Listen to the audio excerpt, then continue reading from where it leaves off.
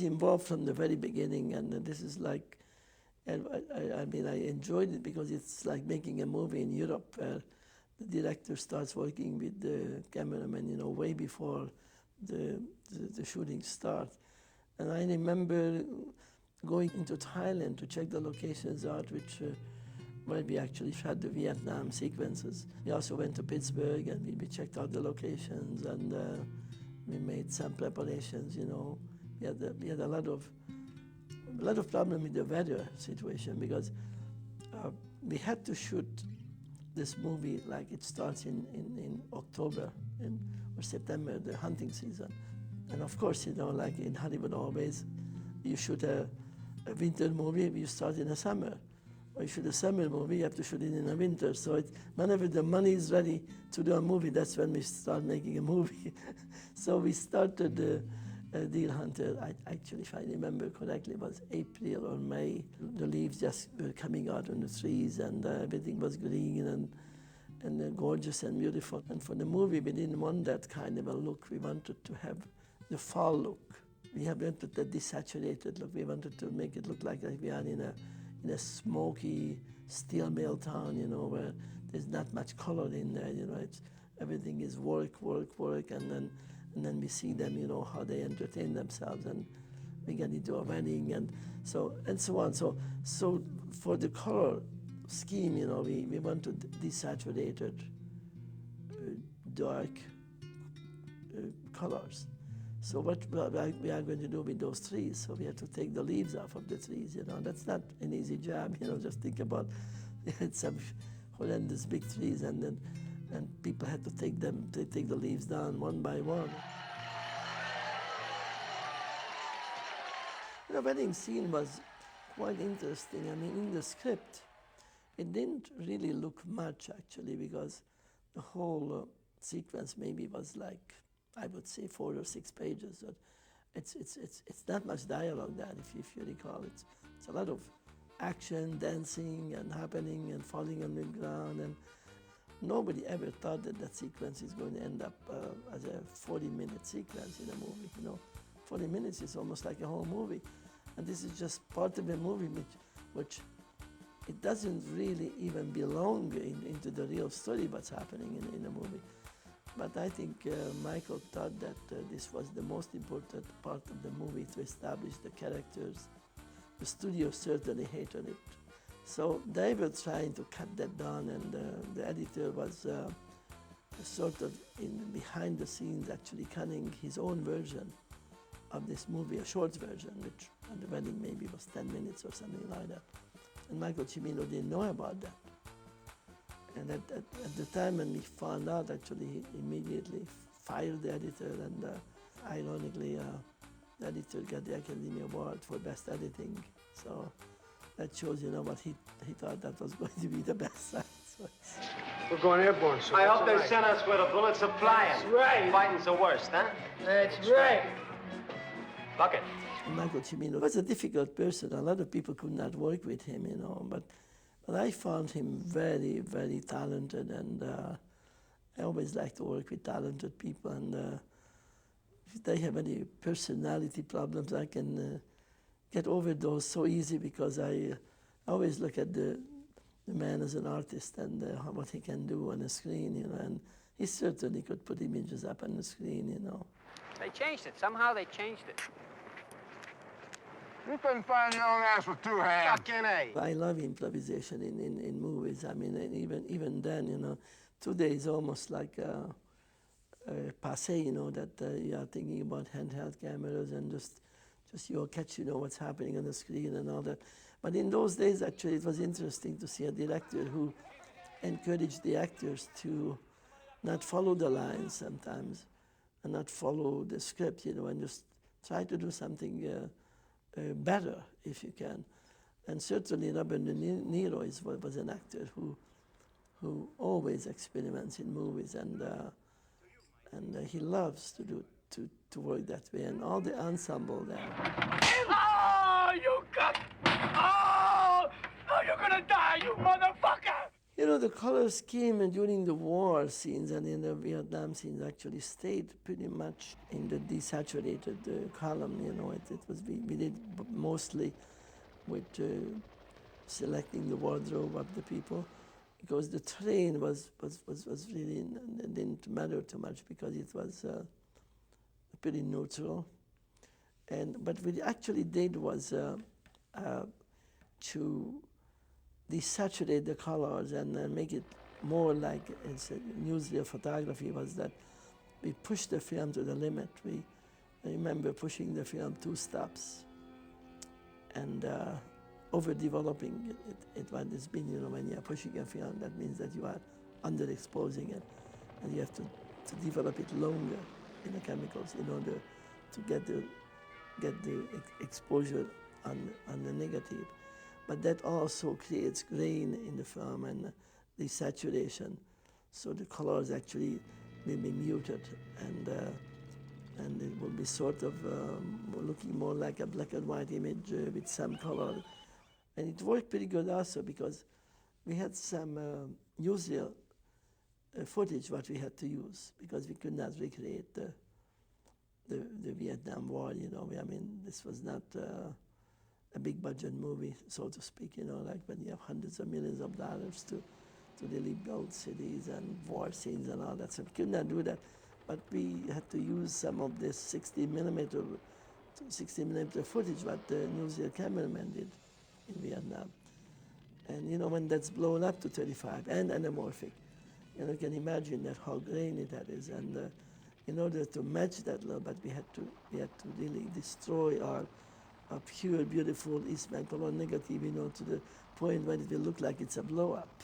There was another big scene actually which we shot at night. It's the refugees leaving the city in Vietnam. And we had to shoot it at night because I think the location, what we were using in Bangkok, it didn't really look too much like Vietnam, I think. At night it was, you know, much better resembling more Saigon than during the day.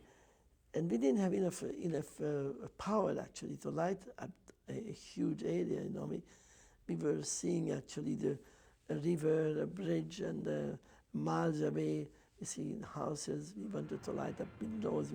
We had explosions in the background. Remember now, those days we didn't have any digital effects. You know, we could not just put in later on, you know, explosions. We could have probably, but we decided that we have to do it ourselves. So we had our own special effects men actually during the shot doing explosions like miles away, you know, and see the flames going up and the smoke and all that. And but we could not really light up the whole river area, and then we were struggling for light. The generators went on. You know, we used local generators, and some of them went on, and they didn't work.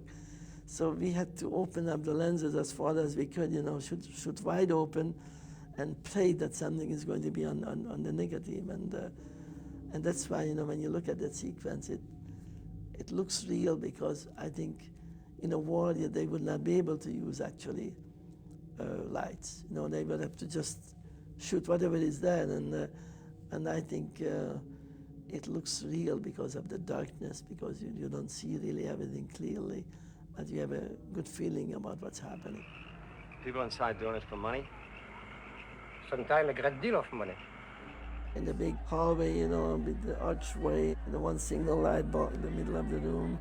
It was very exciting, actually, because that looked like a painting, you know. We had to add some light, you know. That's the magic, you know, of movies, that you can cheat, you know. You can make it look like it's coming from one light bulb, it's coming from several other lights, you know.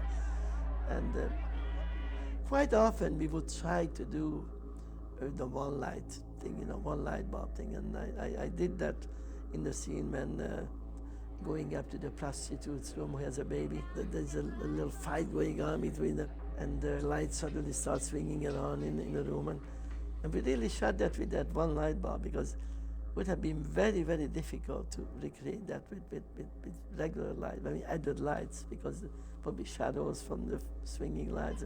So it was quite interesting that how scary that was actually for me, because it was really, the exposure was really on the bottom edge of that negative, you know, it was just like, you know, and the film always had to travel from Thailand to Hollywood, you know, to the laboratory, and you know, usually exposure can go away, you know, in a couple of days of traveling time. That little exposure might disappear from the film. It happens quite often. And I remember that the lab was not really happy with that negative, and they said it's really, we think it's unusable. You should really try to reshoot it. And of course, we didn't have a chance to reshoot it. And you know, Michael said, "Well, if it's not good, it's not going to be in the movie," and that's it. You know. And then when we saw it, it was just perfect again, because it's really, it's like reality, like it was, it's like not a movie, like you are really capturing the real thing.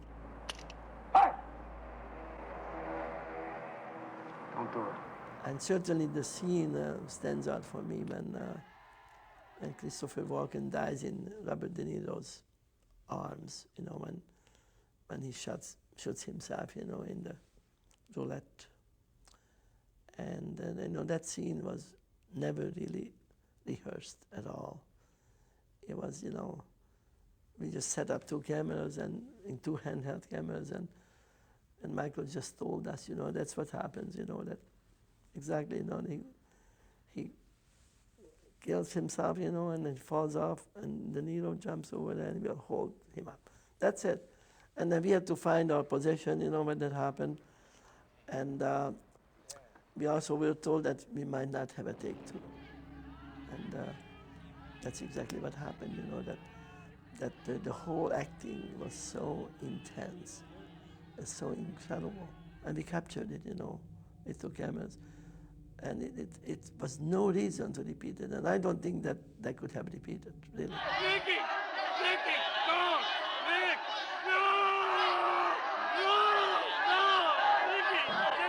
And I had my doubts many times when I read the script that how can this be done, that the people are going to accept that, you know, like the ending of the movie, when our actors, you know, our characters are on the table after the funeral, and they are actually singing God Bless America. You know, I thought, you know, when I read the script, this is going to be so corny, you know, it's going to be like, God, this patriotic bullshit, you know, and all that. And I said, Michael, how can you get away with it? I mean, you sure that you want to do that? And, you know, he just said, he was laughing. He said, you know what, why don't you wait until the actors are going to do this scene and then tell me, I mean, your criticism is really corny or not, you know. And then he was damn right, you know, because when they did that scene, you know, it was just like everybody was crying, you know, on the set. It's like in a movie theater when people are coming out of the theater there, you see them, you know, very touched, you know. It's a beautiful scene. It's the Nick.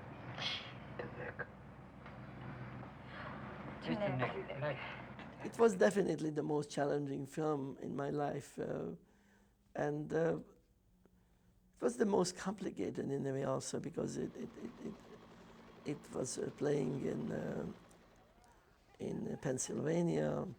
We went up to the state of Washington to the mountain scenes, and then we had to go to Thailand for the Vietnam scenes. I mean, every day we had some interesting sequence which didn't really look like the sequence before what we shot. So film is like a big mosaic, you know, that it has so much color in it and so much happening in it, and so many faces, so many great actors, you know, we had in the movie. So it was very challenging just to think about that to tell the story in a way, you know, that people will feel that they are there. And it was an honest picture, I think. That's how I can say that. It's when you see that movie, it's really how I think movies should be made.